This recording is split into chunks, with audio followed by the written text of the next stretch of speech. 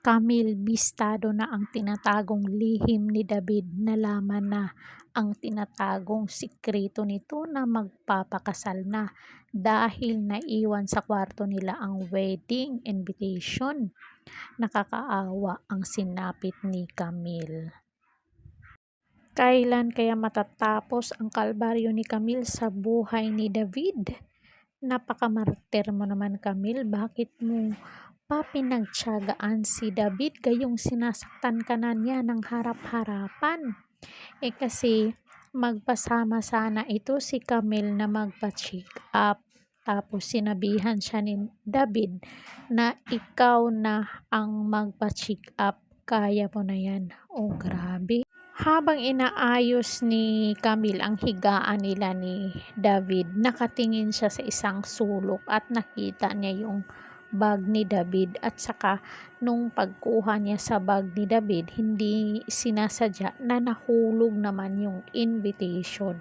Kaya doon niya nalaman ang sikreto ni David na ikakasal na pala ito. Ito kasing si David, ambisyoso masyado. Hindi ikaw ang tunay na anak ni Ramon. Ninakaw mo lang yan. Si Tanggol ang totoong anak ni Ramon. Ito namang si Olga, alam niya yung totoo na si Tanggol ang anak ni Ramon. Pero bakit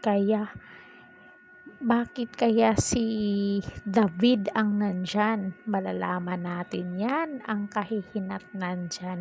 At paano na kaya ito si Camille? Ano na kayang mangyayari dito sa kanyang dinadala? Sana wag naman siyang makunan dahil susugo daw tong si Camille sa resepsyon sa simbahan kung saan ikakasal itong si David. So abangan natin yan, mga Marites. Bago ang lahat, don't forget to like, share, and subscribe Caridad Official TV para ma-update kayo sa ating mga latest dito sa showbiz, at comment down kayo dyan sa baba para mabasa natin ang inyong naging pahayag. Hanggang sa muli, and thank you so much. God bless us all.